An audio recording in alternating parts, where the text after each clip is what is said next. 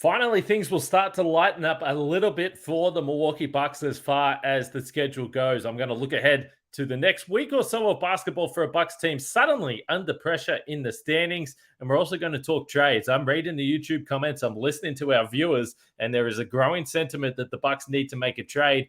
But who would they trade for? What position does this team need to boost on the road to the postseason? We're going to discuss that and more. Let's get started. You are Locked On Bucks, your daily Milwaukee Bucks podcast, part of the Locked On Podcast Network, your team every day. Welcome to Locked On Bucks. My name's Kane Pittman. You can see and hear me on this show Monday to Friday, and also find my work over at ESPN.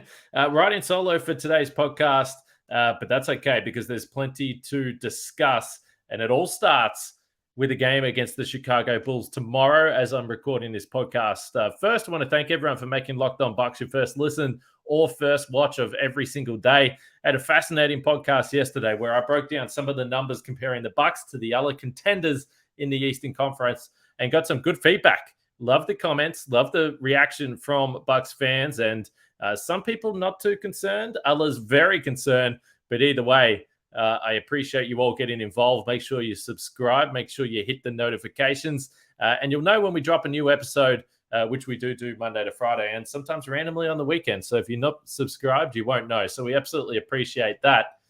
As I said, the Bucks have got the Chicago Bulls tomorrow. And as far as the injury report states right here, this is a 7 p.m. Central Time tip for the Bulls. Lonzo Ball, obviously, he's been out for a while. Alex Caruso, we might talk about Alex Caruso a bit later in this podcast. Alex Caruso, questionable, and I need to look at this screen a little closer. A right acromioclavicular sprain. And then afterwards it says concussion protocol. So I have no idea what that injury is, but Alex Caruso questionable for this game. So is Javonte Green, and Derrick Jones Jr. is doubtful. Now for the Bucks, it's a pretty small injury report, but certainly a concerning one. Obviously, Khris Middleton is still going to be out. Bud seems to think that he's going to be back sometime soon. But yeah, as we indicated on this show a while back, it did seem like this was almost a period of time to ensure that when he does come back next time, he's in good shape, he's in good health. And they're absolutely just not rushing Khris Middleton back to this team. And probably didn't want him out there in those competitive games against some of the best teams in the East if he wasn't 100% ready to do so on the road. So hopefully Khris Middleton's not far away. Drew Holiday surfaces on the injury report as well, probable with a left hamstring contusion. Hopefully it's nothing more serious than that with a hamstring. That's the last thing the Milwaukee Bucks need now. But as we pull up the schedule to look at over the next few games, the Bucks 22-11 on the season, but we know the last 7-game stretch at least has been pretty brutal. So they get the Bulls tomorrow. Then they got Minnesota, then a pair of games against Washington. Then they'll go north of the border to Canada to play Toronto, and then they'll get Charlotte.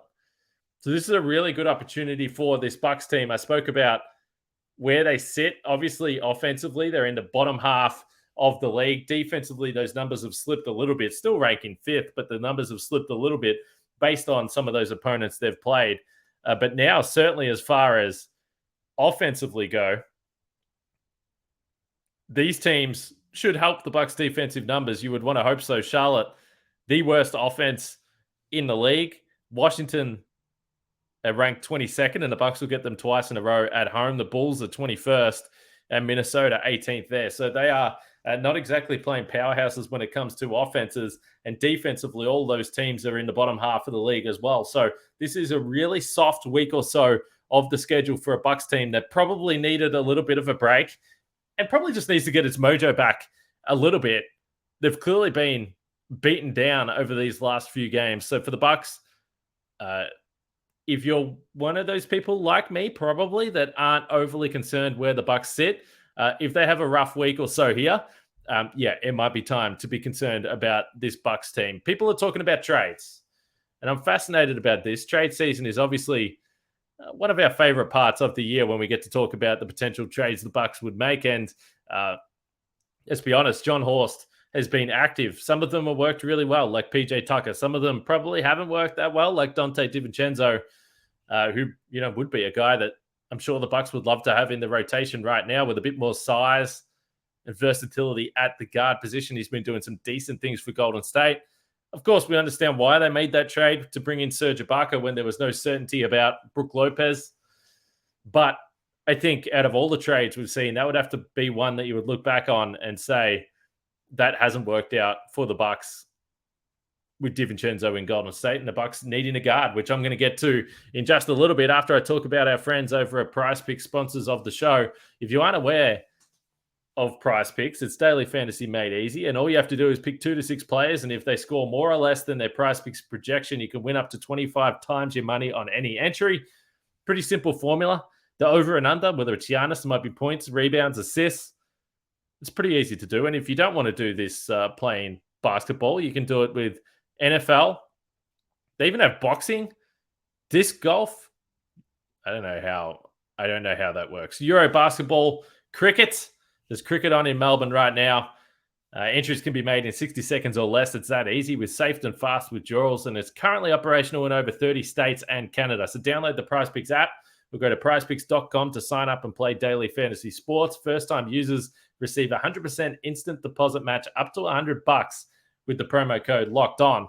If you deposit 100, PrizePicks will give you 100. If you deposit 50, PrizePicks will give you 50. Don't forget to enter the promo code Locked On at sign up for an instant deposit match up to $100.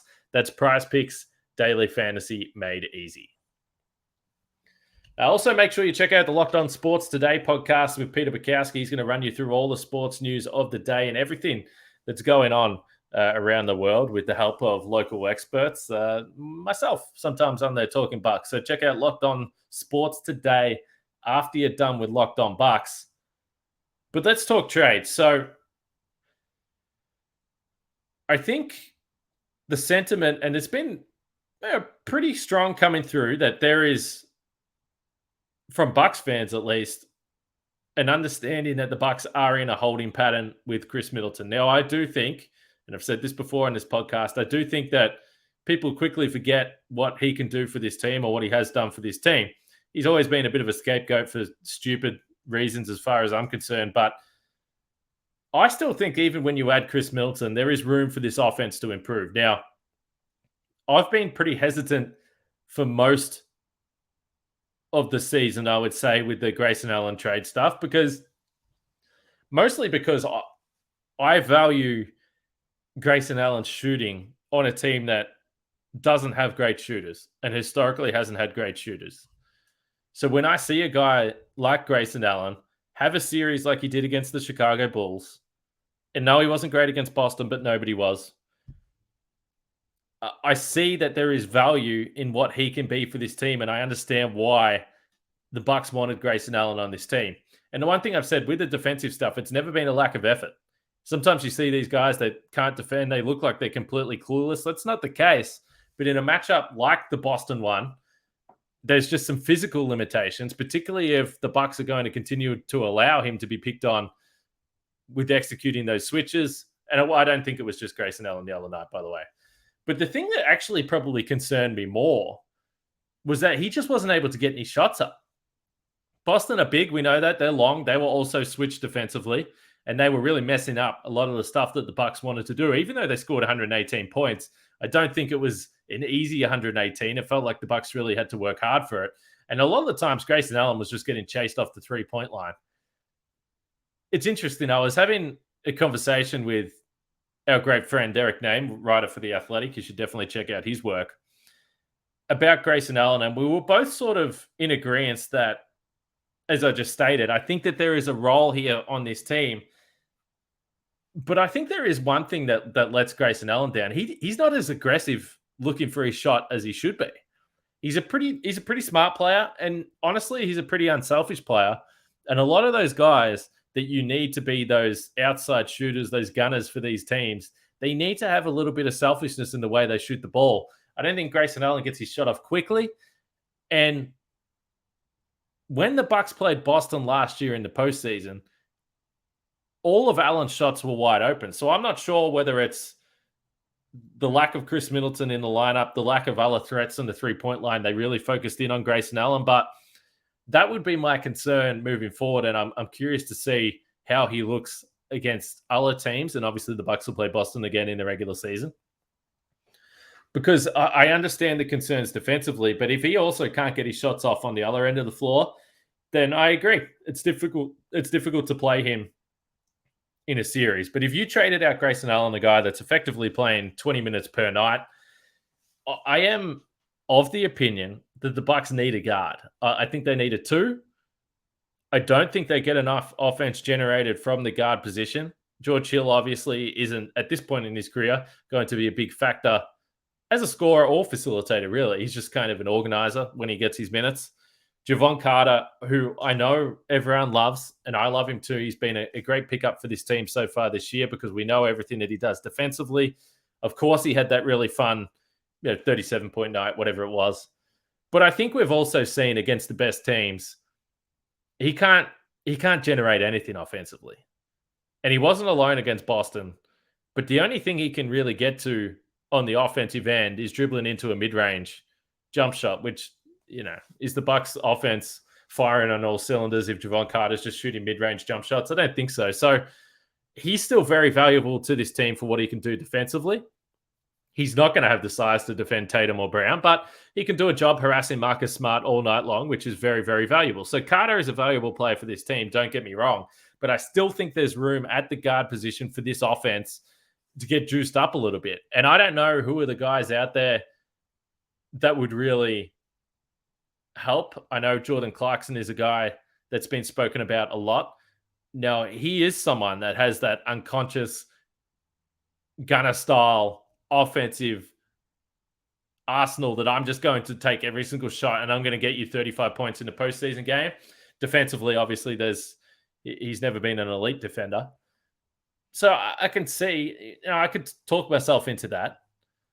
The other guy that keeps coming up is Alex Caruso with Chicago. Now, as I mentioned, he's got some injury stuff going on at the moment, and he hasn't exactly been the most healthy player in recent years. And he's not exactly going to juice up the offense as I've described. But what he would do is be an absolute terror defensively. So I think there's 2 ways of going about this. It's just my opinion. I think they need a guard. And you either get someone that can really score the ball, or you get someone that's going to continue to amplify the defensive strengths of this team, which I think Alex Caruso could do. Now, by the way, the reason why I don't think Caruso will happen, if people remember, there was a little incident between Grayson Allen and Alex Caruso last year. And I can't bring myself to picture the Bulls trading for Grayson Allen and the fan reaction that he would get if he went to the United Center to play basketball. So I'm not sure, but we're going to start to see over the next month some more names come on the market that might be potentially available for trade. I hear everyone when they say the Bucks need a wing, they need more defense. I'm just not buying it. I think the Bucks do have the size and they do have the guys. Khris Middleton obviously will come back into this team. There's another guy with size. Joe Ingles is really just getting himself prepared. And they've got Marjon Beauchamp if they want to have another 6'7" defender that can guard a couple of positions there. So I actually don't think the Bucks are lacking for size. You hear people say, well, they need the toughness. I think this is a pretty tough team. I don't like, there's nothing about Jay Crowder. And again, who knows? Maybe the Bucks end up with Jay Crowder and we'll see. But there's nothing that I look at Jay Crowder and think, well, yep, that's what the Bucks need to defend Durant. That's what they need to defend Jason Tatum. I just don't see it. I don't think that's the type of move the Bucks need to make. I think I think they are lacking a guard, mostly because there are concerns about the guy that starts most nights at the 2-guard spot. Where is he going to sit in the postseason? I'm still relatively optimistic about Grayson Allen, but there's no doubt it was a dent in my optimism. There was a dent put in my optimism watching the Boston Celtics game the other day. And I understand why people point to him in terms of this lineup here. I also understand why people go to betonline.net because it's the number one source for all your sports betting needs and requirements. Now, James Harden, I spoke about this a little bit yesterday. Will James Harden play for the Philadelphia 76ers at the start of the 2023-2024 NBA season? Yes, minus 180. No, plus 140. So there is obviously some reports that have come out in the last few days that suggest he might go back to Houston, which is pretty bizarre to think about. the idea of James Harden back in Houston. But you can find those odds, and there's plenty there for James Harden and all other professional and amateur leagues out there, from football and basketball and soccer and all these other sports. So if you need the odds, the info, the stats, the news and analysis, betonline.net is always the fastest and easiest way to get your betting info. Head to the website today or use your mobile device to learn more. That's BetOnline, where the game starts. So I had a quote here from Eric Name's post-game report, and this was regarding the Bucks offense attacking the Celtics. And Giannis said, "We haven't grown. We lost the game, so we still got to work on it. We're not good at it. Got to go back, work on it, watch the tape. Try to improve, try to figure out ways to score the ball, try to be effective against them, try to figure out ways to play against the switch." So the Boston Celtics switching everything. The Bucks were slow to get into their half-court offense. As I referenced yesterday, the Bucks sit around 18th or 19th in the league for half-court offense. It's not great. And clearly we've discussed that, they should be better with Khris Middleton in the lineup. And with Javon Carter playing so many minutes, I've expressed that I don't think that helps the half-court offense. He's a little bit slower to get into the action. And ultimately, then it's left to Giannis to try and do it all. So, again, I think this offense needs to be juiced up a little bit. I think the Celtics are a rare team that provides unique problems. And that's why they are a great team. And that's why they're probably going to be one of the teams that are in the way for the Bucks getting to the NBA Finals this year. But I'm very fascinated to hear what all our listeners think about whether it's a guard, a wing, a big man. I'll put a poll up on the YouTube channel and everyone can dive in and have a look and give me their thoughts, because I do think that I'm in the minority in terms of someone who wants to add a guard to this roster if there is a trade to be made. One other point I would say with this, and everyone knows that obviously I love Joe Ingles, but I did see it referenced that he has got a $6.5 million salary. So this was something I brought up when Joe Ingles came back to the lineup before Christmas. I said, well, this at least gives the Bucks 2 months to have a look at Joe and see whether they think he can be an impact player. Now, I don't think they're going to trade Joe, but if something drastic happened where the Bucks really needed to go all in on a trade and put some salary together, you got around the 10 million with Grayson Allen, then you would have a 6.5 ish there with Joe Ingles as well. Then you've got Jordan Moore and George Hill, these types of guys. So they can put together a decent salary package potentially for a trade. But time will tell there. And then Joe Ingles, obviously a little bit of a watch. I still think he's going to be here all season. That would be my bet. But it was brought up by one of the listeners, and I think it's certainly noteworthy bringing this up. Another thing that was brought up was the Bucks' future draft picks, whether it was a 2029 first. So I've expressed this before. This is a Bucks team that is on the precipice of having major changes in the offseason, with Khris Middleton having a player option for next year, Brook Lopez being a free agent, et cetera, et cetera. A lot of the older guys probably aren't going to be back next year. Now, I would bet the way Brook Lopez has played that he'll be back. I would bet Khris Middleton will be back. But there is something to be said that the Bucks need to win the title this year in terms of maximizing what this group's been able to achieve. If you put that salary together, maybe you need to use a first-round pick to entice someone to make a move. I'm just fascinated to see the approach the Bucks have to this trade season. I think they'll make trades. John Horst is a trader. He likes making moves. He likes getting stuff done at the trade deadline. But I think that we'll have a fair idea about the sense of urgency from this organization based on what they do nearing the trade deadline. So I'm very excited for that. I'm very excited for these next few games because hopefully the Bucks can get back on the winners list and start to just keep that edge up near the top one or two teams in the East, because you've got Cleveland, Brooklyn, Philadelphia coming really, really hard. And if the Bucks, if they lose a few of these games that they shouldn't, they could actually find themselves in fifth in the East in pretty quick, smart time. So hopefully they'll be able to get on track. One last thing before I leave. Look at this tweet from Frank Madden. So Eric tweeted that he went to Rocky Rococo's today, which is Frank Madden's Wisconsin office. Camille was there. Justin Garcia was there. So you had the whole Locked On Bucks family. Of course, I didn't know anything about this. And if Eric was a true friend, he would have flown me out to Milwaukee for this. There's no doubt about that. And Frank said mostly this was served as a support group for people who have to deal with Kane Pittman multiple times per week, which reminds me, thank you to all you, the listeners, for putting up with me multiple times per week as well, because you do deserve some sort of award or medal for being able to actually stand my voice and my rambling day in, day out. But I absolutely appreciate it. Make sure you jump in the comments, get involved with today's show, like the podcast, subscribe to the podcast, do all those types of things. And for those that follow me on Twitter, you may have noticed that I tweeted a post-game Christmas Day podcast from last year today. And I started getting all these notifications, and I just thought that people saw my tweet from last year and just were randomly liking it. I didn't know what was going on. But then I found out, no, it was actually tweeted on my timeline. The only thing I can possibly think about is that I must have scheduled the tweet last year, but put a wrong year on. And it just randomly has been sitting in my drafts ready to tweet until today. So, yeah, unfortunate error on my part there. But shout out to all those people that commented and told me there was something wrong with me, because you're not far off the mark. There is definitely something wrong with me.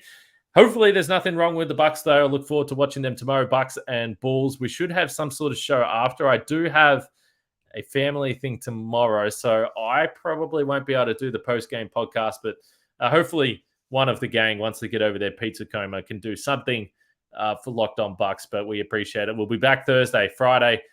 Absolutely, that's for sure. Until then, stay safe. I'll speak to you guys later.